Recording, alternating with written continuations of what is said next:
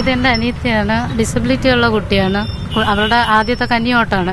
അപ്പം എൻ്റെ വീട്ടിലൊരു മരണം സംഭവിച്ചത് കാരണം ഞങ്ങൾക്ക് വോട്ട് ചെയ്യാൻ ഒന്നെങ്കിൽ വരാൻ സാധിക്കില്ല എന്ന് മനസ്സിലാക്കി തന്നെയാണ് ആരോ വോട്ട് ചെയ്തു പോയെന്നാണ് ഞങ്ങൾ സംശയിക്കുന്നത്. ഈ ഇൻചാർജ് ഓഫീസറിനോട് സംസാരിച്ചപ്പം ടെൻഡർ വോട്ട് ചെയ്തിട്ടും കാര്യമില്ല എന്നുള്ള രീതിക്കാണ് അവർ സംസാരിച്ച് ഞങ്ങളെ പറഞ്ഞയച്ചത്.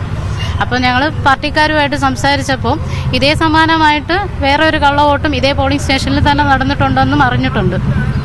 അപ്പം ഇന്ന് രാവിലെ വീട്ടിൽ മരണം നടക്കുന്നതിന് ശേഷമാണ് വോട്ട് ചെയ്യാൻ ഉള്ളൊരു അവകാശം നിർവഹിക്കാൻ വന്നത്. അതെ, ചടങ്ങുകളൊക്കെ കഴിഞ്ഞ് കഴിഞ്ഞിട്ടാണ് ഞങ്ങളുടെ അവകാശമാണ്.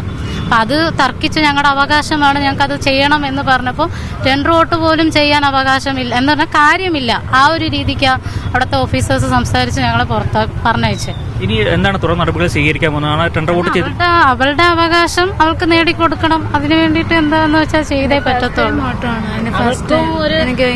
ഒരു ആവേശത്തോടു കൂടി വന്നതാണ്, ഫസ്റ്റ് കന്നി വോട്ടാണ് എന്നുള്ള ഒരു രീതിക്ക് വന്നതാണ്. എന്തായാലും കള്ളവോട്ട് ആരോപിക്കുന്നു. എന്താണ് നേരത്തെയും ഇവിടെ കള്ളവോട്ട് നടന്നതായി ഇടതുമുന്നണി ആരോപിക്കുന്നുണ്ട്. എന്താണ് ഇവിടെ നടക്കുന്നത്?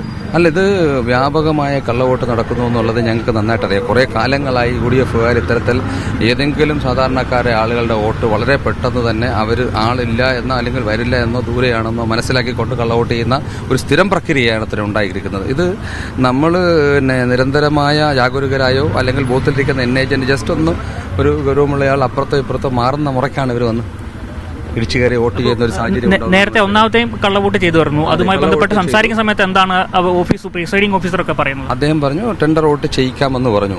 പക്ഷേ ആ സമയത്തുണ്ടായിരുന്നൊരു വിഷയം, UDF-ന്റെ ഇന്നേജൻ്റായിരിക്കുന്ന ആളുടെ ഓൺ സിസ്റ്ററാണ് കള്ളവോട്ട് ചെയ്തു എന്നുള്ളതാണ് യാഥാർത്ഥ്യം. അദ്ദേഹം സമ്മതിക്കുന്ന എൻ്റെ സഹോദരിയാണ് വോട്ട് ചെയ്തു പോയത്. അപ്പോൾ അദ്ദേഹത്തിൻ്റെ സഹോദരിയാണെങ്കിൽ വോട്ട് ചെയ്യിക്കരുത്. അതിലുള്ള മാന്യത എന്ന് പറയുന്നത് എൻ്റെ സഹോദരിയുടെ വോട്ടല്ല, ഇത് മാറിപ്പോയി, അതേ വോട്ടിൽ ബൂത്തിലോ അല്ലെങ്കിൽ അപ്പുറത്തെ ബൂത്തിലോ വോട്ടുണ്ടെങ്കിൽ അത് അപ്പുറത്തെ വോട്ടാണെന്ന് പറയാനുള്ള മാന്യത കാണിക്കണം. അല്ലാതെ നീ ചെയ്തിട്ട് പൊക്കോ കുഴപ്പമില്ല, അപ്പുറത്തെ വോട്ട് പിന്നെ ചെയ്യിക്കാം. അദ്ദേഹത്തിൻ്റെ സഹോദരിയുടെ വോട്ടാണെന്ന് പറയുമ്പോൾ ആ സഹോദരിയുടെ വോട്ട് നിലവിൽ ചെയ്തിട്ടുണ്ടോ ഇല്ലോ എന്ന് കൂടെ പരിശോധിക്കപ്പെടണം. ഉണ്ടെങ്കിൽ അയാൾ 2 വോട്ട് ചെയ്തു എന്നർത്ഥം. അങ്ങനെ ഒരാൾ 2 വോട്ട് ചെയ്തെങ്കിൽ നിയമപരമായ അയാൾക്കെതിരെ നടപടി ഉണ്ടാവണം. അത് ഈ ഗവൺമെൻറ് ഉണ്ടാക്കണം, ഈ ഇലക്ഷൻ കമ്മീഷൻ ഉണ്ടാക്കണം, മീഡിയ വിഷയത്തിൽ അറ്റൻഷൻ കൊടുക്കണമെന്നാണ് ഞങ്ങൾക്ക് പറയാനുള്ളത് ഇടതുപക്ഷം എന്ന നിലയിൽ. ഈ ഖദീജ ബീവിയുടെ വോട്ടിന്റെ കാര്യത്തിൽ എന്താണ് ഇപ്പോൾ ചെയ്യാൻ പോകുന്നത്? ഖദീജ ബീവിയുടെ വീട്ടിലും ഞങ്ങൾ അവിടെ ചെന്നിട്ട് കൃത്യമായിട്ട് പറയും ടെൻഡർ വോട്ട് ചെയ്യിക്കുവാനുള്ള നടപടി ഉണ്ടായേ മതിയാവും. വ്യാപകമായി ഇത്തരത്തിൽ ആരാണോ വോട്ട് ചെയ്തു എന്നുള്ളതിൻ്റെ വിഷയം ഇവിടെ ഇപ്പോൾ ക്യാമറയൊന്നും ഘടിപ്പിച്ചിട്ടില്ല. ഇപ്രാവശ്യം ചില ഇലക്ഷനുകളിൽ ക്യാമറ ഉണ്ടാവാറുണ്ട്. എനിക്ക് തോന്നുന്നു ഇപ്പം അതിനകത്ത് ബൂത്തിനകത്തുണ്ടോ ഉണ്ടെങ്കിൽ അത്തരം ആൾ ആരാണോ വന്നത് അവർക്കെതിരെ നടപടി ഉണ്ടാകണമെന്ന് തന്നെയാണ് ഞങ്ങളുടെ ആവശ്യം. അത് ഇലക്ഷൻ കമ്മീഷൻ നേരിട്ട് ഇടപെടേണ്ട വിഷയമാണ്, അവരുടെ അണ്ടറിൽ വരുന്ന വിഷയമാണ്. അവർ ഈ വിഷയത്തിൽ ഗൗരവമായി ഇടപെടുമെന്ന് ഞങ്ങൾ പ്രതീക്ഷിക്കുന്നു. ഞങ്ങൾ ഈ വിഷയവുമായിട്ട് ബന്ധപ്പെട്ട് പരാതി കൊടുക്കാൻ തീരുമാനിച്ചിട്ടുണ്ട്. എന്തായാലും കള്ളവോട്ടിന്റെ ആരോപണം ഉന്നയിച്ചുകൊണ്ട് ഇടതുമുന്നണി പരാതി നൽകാനാണ് ഇപ്പോൾ തയ്യാറായിട്ടുള്ള. 2 കള്ളവോട്ട് നടന്നു എന്നാണ് ഇടതുമുന്നണി ഇവിടെ ആരോപിക്കുന്നത്. അതായത് ഇപ്പോൾ ഭീമാപള്ളിയിലെ UP സ്കൂളിൽ 200-ാം നമ്പർ ബൂത്തിലും ഒപ്പം തന്നെ 196-ാം നമ്പർ ബൂത്തിലും ഈ 2 ബൂത്തിലുമാണ് 2 കള്ളവോട്ട് നടന്നതെന്നാണ് ഇപ്പോൾ ആരോപിക്കുന്നത്. നൗഫൽ.